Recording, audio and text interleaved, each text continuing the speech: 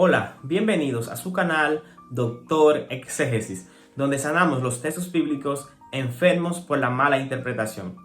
En esta ocasión vamos a estudiar el libro de Apocalipsis capítulo 10, donde nos habla acerca de el ángel fuerte.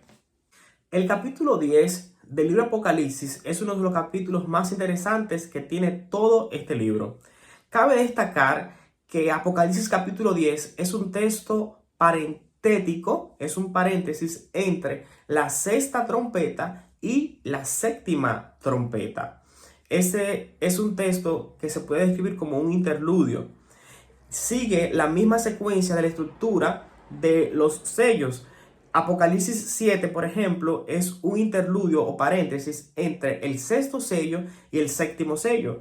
Apocalipsis 7 aparece para dar respuesta a la pregunta que aparece en el último versículo del capítulo 6 de Apocalipsis, donde dice: el gran día de su ira ha llegado, ¿y quién podrá estar en pie? Entonces, Apocalipsis 7 da respuesta a esta gran pregunta. De igual modo, Apocalipsis 10 aparece como un paréntesis para dar respuesta a una gran pregunta, y es: ¿cuál es el propósito, cuál es el mensaje del pueblo de Dios en el tiempo del fin?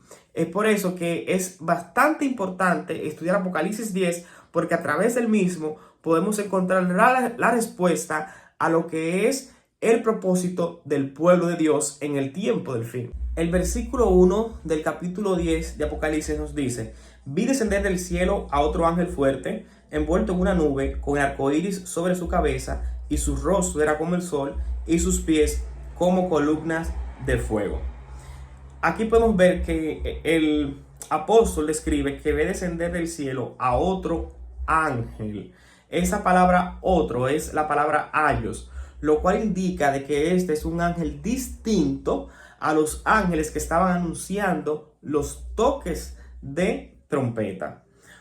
Automáticamente, cuando él habla de que ve descender a ese ángel del cielo, él describe un sinnúmero de características que tiene este ángel, la cual yo quiero que podamos ver cada una de ellas.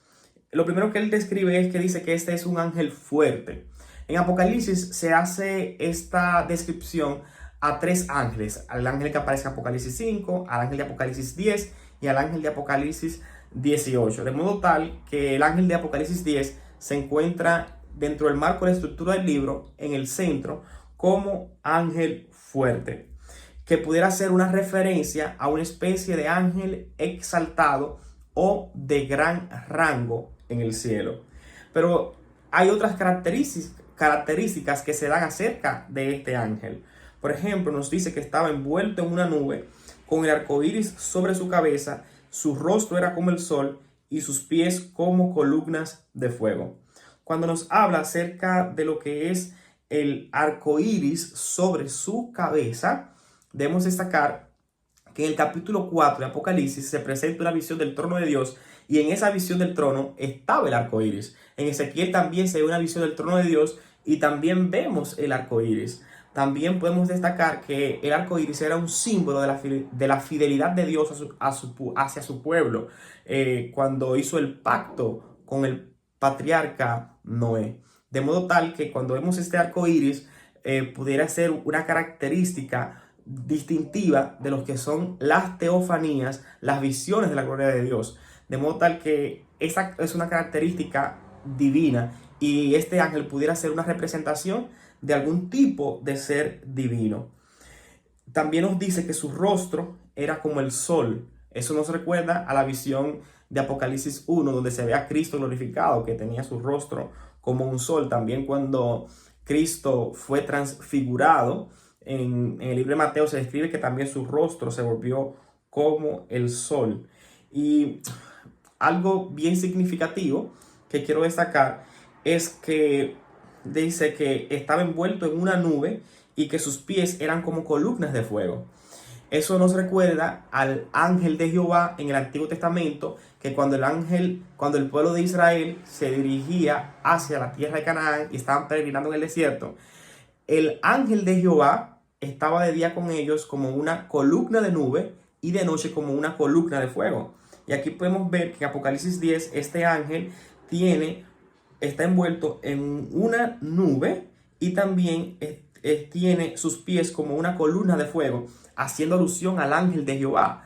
Así que hay algo que debemos tener claro, y es que así como Dios, así como Jesús, como ángel de Jehová, guió al pueblo de Israel para introducirlos a la tierra de Canaán, de igual modo el ángel de Jehová, de igual modo Cristo Jesús está guiando a su pueblo en el tiempo del fin para introducirlos a la Canaán celestial. El versículo 2 nos dice: tenía en su mano un librito abierto y puso su pie derecho sobre el mar y el izquierdo sobre la tierra. Ese librito que aparece aquí, que es la palabra Biblioidion, pareciera ser que tiene cierta conexión con el libro de Apocalipsis 5. Para algunos expertos consideran que el libro de Apocalipsis 10 está revelando solamente una parte del contenido del libro Apocalipsis 5. Hay quienes relacionan este libro con lo que es el libro de Daniel, es que este librito se refiere, al menos en parte de su contenido, está el libro de Daniel. Es interesante que describe que tiene su pie derecho sobre el mar y el izquierdo sobre la tierra. El mar es una representación de las fuerzas del mal, de los poderes antagonistas a Dios. Podemos ver cómo en el libro de Daniel, en el libro de Apocalipsis, hay bestias que surgen del mar, que se levantan del mar, porque los israelitas no nadaban mar adentro porque entendían que allí moraba Satanás, que allí moraba el Leviatán. Sin embargo, la tierra era un símbolo del pueblo de Dios, de modo tal que podemos decir que cuando el hecho de que tuviera un pie derecho sobre el mar y otro sobre el pie izquierdo sobre la tierra, nos indica de que el mensaje de ese libro iba a llegar tanto al mundo cristiano como al mundo que no es cristiano, que iba a ser un mensaje que iba a llegar a todo el planeta Tierra, a aquellos que creen en Dios y a aquellos que no creen en Él. Vamos a continuar leyendo los versículos 3 y 4, los cuales nos dicen lo siguiente: y clamó a gran voz como ruge el león, y cuando hubo clamado, 7 truenos emitieron sus voces. Cuando los 7 truenos hubieron emitido sus voces, yo iba a escribir, pero hay una voz del cielo que me decía: sella las cosas que los 7 truenos han dicho, y no las escribas. Esta porción es bien interesante. Uno de los grandes misterios de Apocalipsis es poder interpretar qué significan o qué son estos 7 truenos que nos presenta Apocalipsis. Cabe destacar que siempre que nosotros vemos lo que son las teofanías, las visiones de la gloria de Dios, vemos siempre truenos, vemos relámpagos, son manifestaciones de la gloria de Dios. Aquí parece que se está haciendo alusión a lo que es el Salmo 29. En el Salmo 29 se hace mención de que la voz de Dios es como un trueno. Y no solamente esto, sino que esa voz de Dios que truena, esa voz de Dios que es como un trueno, en el Salmo 29 aparece 7 veces, es decir, que 7 truenos emiten sus voces en el Salmo 29. Y allí vemos esa séptuple voz de Dios. De modo tal que aquí se está haciendo alusión a ese Salmo 29. También pudiéramos destacar que también se hace referencia a un texto de Amós que está asociado con el juicio. En el libro de San Juan, capítulo 12, podemos ver que hay una voz del cielo que le dirige un mensaje a Jesús. Pero los que estaban allí, que no escucharon la voz, escucharon esa voz de Dios como si fuera un trueno en San Juan 12. Posterior a esa escena, Jesús dice que ve a Satanás descender del cielo como un rayo. Es decir, hay una acción de juicio. De modo tal que esa voz que truena, esa voz de Dios que truena, se pudiera interpretar como una voz que antecede a los juicios de Dios, como una voz que está avisando los juicios de Dios. Sin embargo, se puede entender ese texto de otra manera, entendiendo que como estos truenos, después que emitieron sus voces, fueron sellados, y basados en la alusión al texto de Amós, que lo asocia con juicios, pudiéramos indicar que esos 7 truenos fueron 7 juicios que Dios emitió, fueron juicios que Dios emitió, y luego de emitirlos, por su amor, por su misericordia, retiró esos juicios. Los versículos 5 y 6 nos dicen: y el ángel que vi en pie sobre el mar y sobre la tierra, levantó su mano al cielo y juró por el que vive por los siglos de los siglos, que creó el cielo y las cosas que están en él, y la tierra y las cosas que están en ella, y el mar y las cosas que están en él, que el tiempo no sería más. Cuando hablamos acerca de la palabra tiempo, en griego hay dos palabras. Está la palabra kairos y está la palabra cronos. La palabra kairos es un punto en el tiempo. La palabra cronos es un lapso. Aquí se está utilizando, cuando dice que el tiempo no sería más, no está diciendo que ya no habría más horas, más minutos, más segundos, que el tiempo dejaría de existir. No, está hablando de que el cronos, un periodo, no sería más. Es decir, que se acabaría ese periodo. Aquí está haciendo referencia a las profecías o a las profecías de tiempo, de que a partir de esa época ya no habría más profecía de tiempo, es decir, que allí culminaría.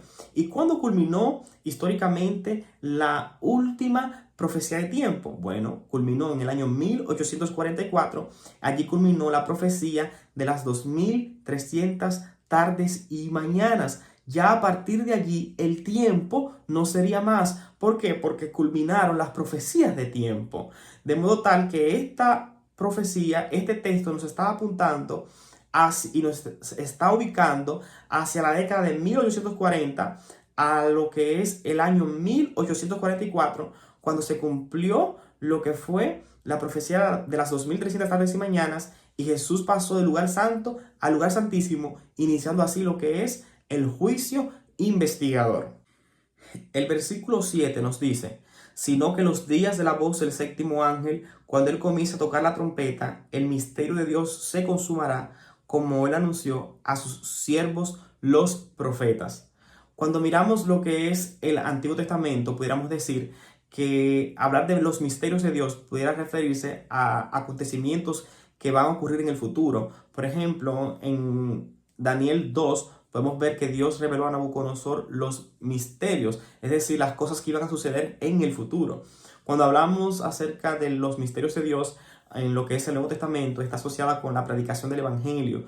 Dios presentó su misterio reservado desde antes de la fundación del mundo. Nosotros somos administradores de los misterios de Dios.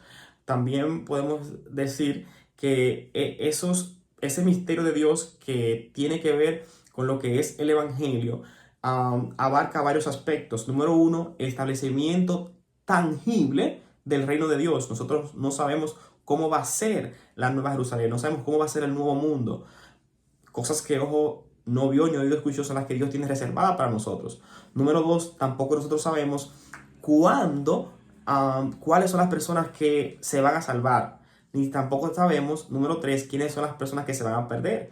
Por eso se dice que en el cielo habrá sorpresas. Una persona que lleva una vida aparentemente santa, pero en los últimos minutos de su vida se aparta, ¿verdad? Puede perderse. Y una persona que lleva una vida totalmente desordenada, pero en los últimos minutos de su vida se arrepiente, como en el caso del ladrón de la cruz, puede recibir la salvación. Pero nosotros no tenemos ese manejo. Por eso es que en el cielo habrá sorpresas y allí el misterio de Dios se consumará.